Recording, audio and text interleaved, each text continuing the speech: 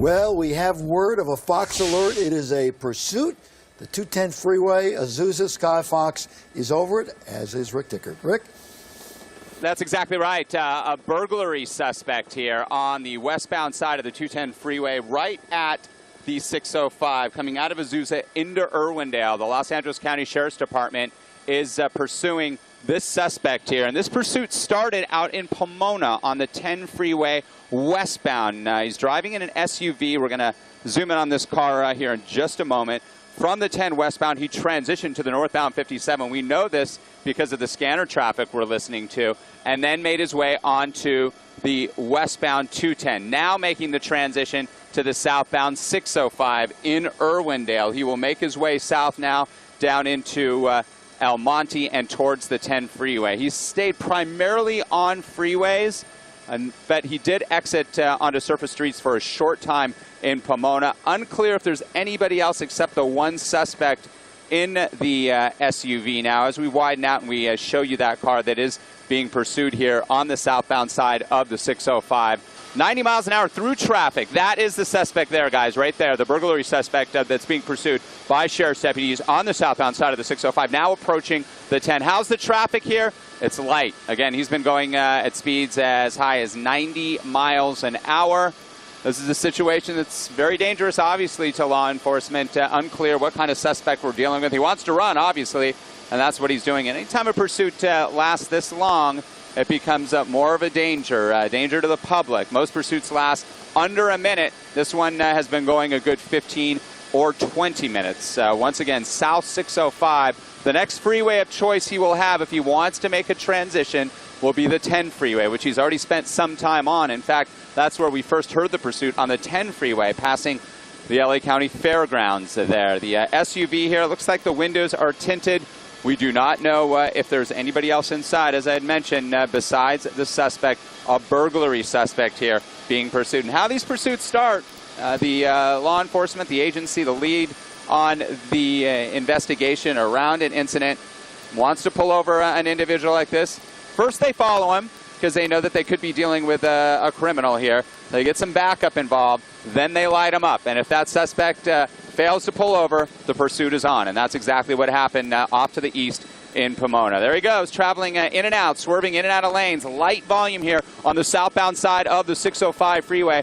Now approaching the 10, bordering here El Monte on the south end of the San Gabriel Valley. And he's going to have the option here to go south on the 605, stay on the 605, or make the transition to the east or westbound 10 freeway. And it looks like he will stay on the 605 freeway. Next freeway will be the 60. Looking up ahead, Steve, another mile or two. Volume is still relatively light, so he's going to have a pretty much open freeway here to make his moves. And this has been going on now for 20 minutes or so as we've been watching this guy just weave in and out of traffic. Very dangerous situation. Hopefully this will come to a peaceful end, as we've been watching different pursuits in the last couple of days. Yesterday, one that ended peacefully, thank goodness. And that's all we can hope for, is that he doesn't hit somebody, that there's no accident involved with innocent victims, and hopefully he might... I'm sorry, in my ear again?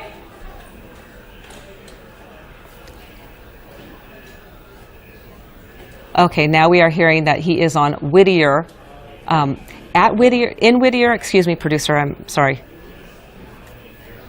In Whittier on the 605 freeway, and he has been very fortunate to get such light traffic. Hopefully, he'll run out of gas. These things don't get a lot of gas mileage, so two things can happen. This can go on forever and until he runs out of gas, or he could surrender peacefully, which often happens. Hopefully, he will come to his senses and it'll end peacefully.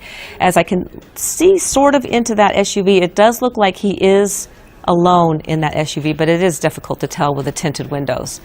And obviously they want to keep some sort of safe distance to not aggravate him or antagonize him, because we don't know what type of criminal we are dealing with. But usually what happens is they're not going to pursue somebody like this unless he is indeed wanted for some criminal activity. So he could be a dangerous person, he could be armed. They just want to make sure that they keep track of him and where he goes. And now he's exiting. Maybe you could tell me in my ear, producer, where he's headed.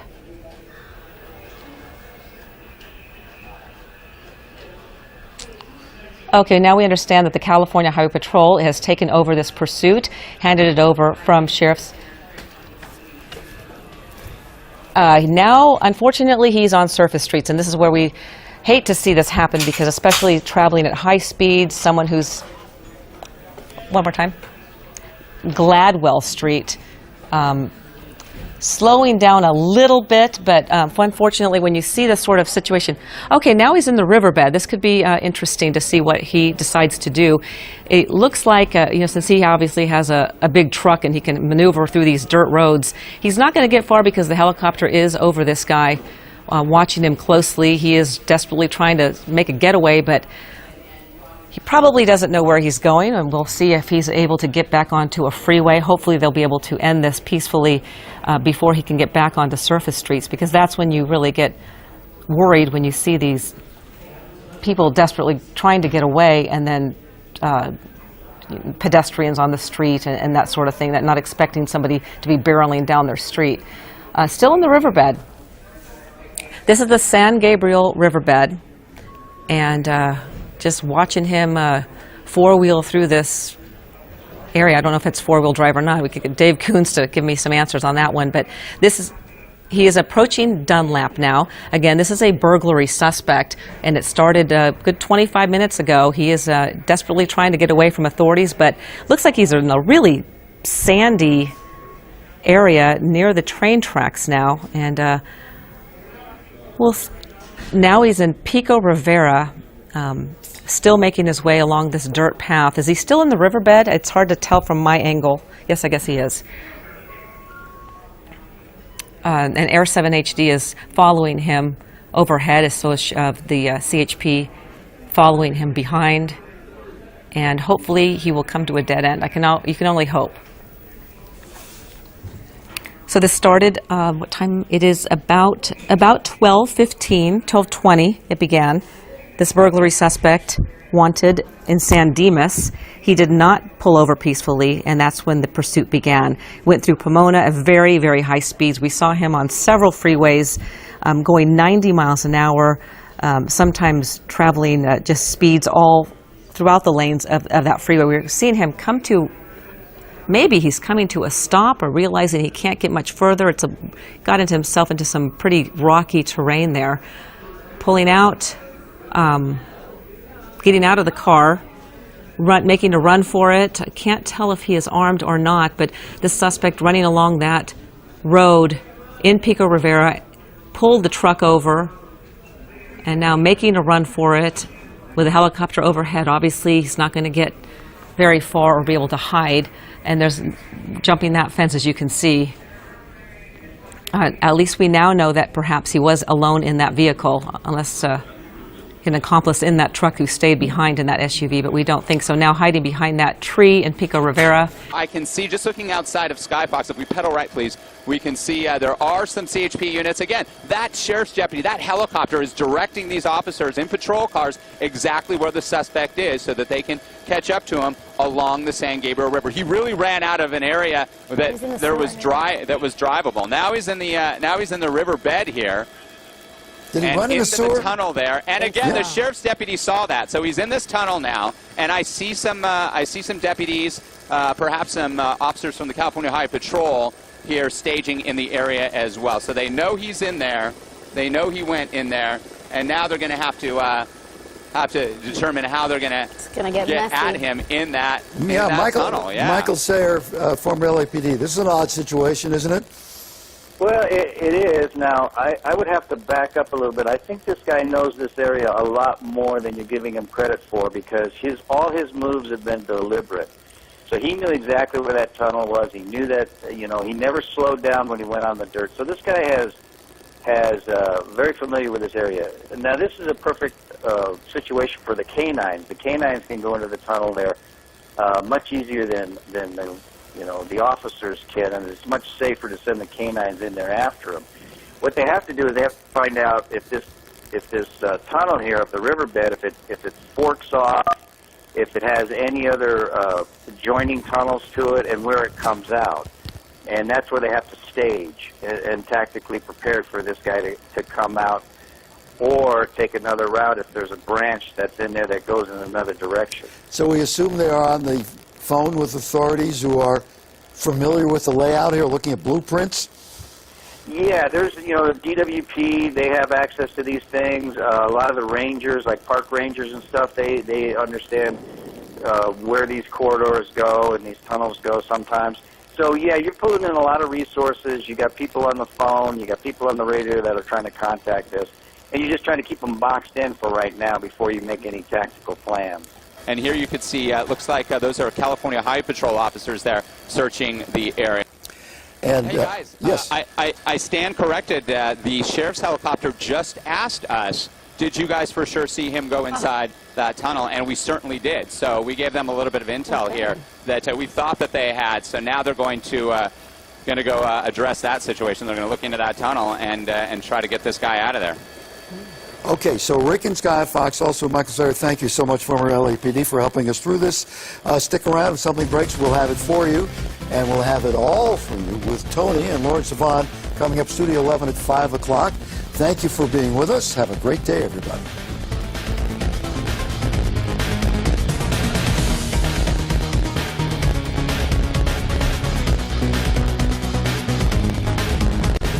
Obviously, he's already committed a burglary earlier today, and then he took off with the officers in pursuit.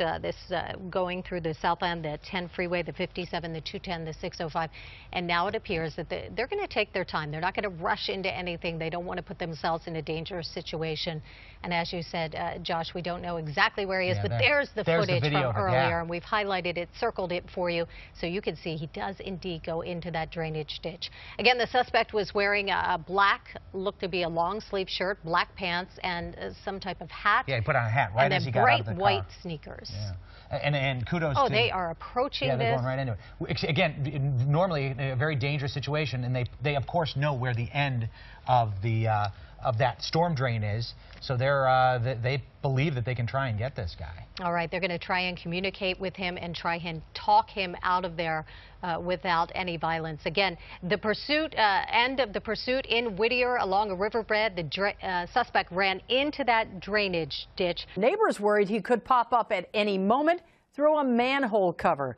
Good afternoon, everyone. I'm Colleen Williams. And I'm Robert Kovacek in tonight for Chuck Henry. This is a pursuit that covered a lot of ground, starting in Diamond Bar just before 12:30 this afternoon. The driver speeding and weaving through traffic on the 10, 57, 210, and 605 freeways, then going off-road near Santa Fe Springs, where the driver then jumped out.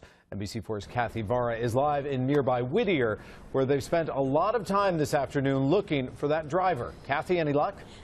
No, not so far. A lot of manpower and a lot of people in this neighborhood watching with concern as the sheriff's department went manhole to manhole searching for that suspect with guns drawn. He's been on the run all afternoon. CHP taking over this pursuit. News Topper 4 was over the freeway pursuit that started in Diamond Bar and turned into an off-road chase by the railroad tracks in the San Gabriel riverbed in Pico Rivera. So this guy is now doing anything he can to get away from law enforcement officials. The driver jumped from the SUV, scaled a fence, and quickly disappeared into the brush. They try to find bushes and think that they can hide in this type of terrain. Deputies working with the Department of Water and Power plotted a possible course the man could have taken if he entered a series of narrow tunnels by the riverbed, opening the bolted manholes with guns drawn. Special enforcement teams checked and then cleared each manhole. People living in this unincorporated area of Whittier were understandably concerned. You might come into one of the houses. I got a lot of kids right here. Got a lot of kids. They're probably freaking out right now, walking down from school wondering what's all the cops doing. Deputies say they have good reason to believe the man is in the tunnel system, so all they have to do is follow the underground path and get him out. It's gonna be smelly too. Who knows what's in the waters down there? So. And for now, they have called off the search. We just got that word. They said they've used a lot of manpower. This is a residential burglary suspect, and they tell us they have enough information that they can follow up on leads and hopefully track him down. Live in Whittier, I'm Kathy Vara, NBC4 News.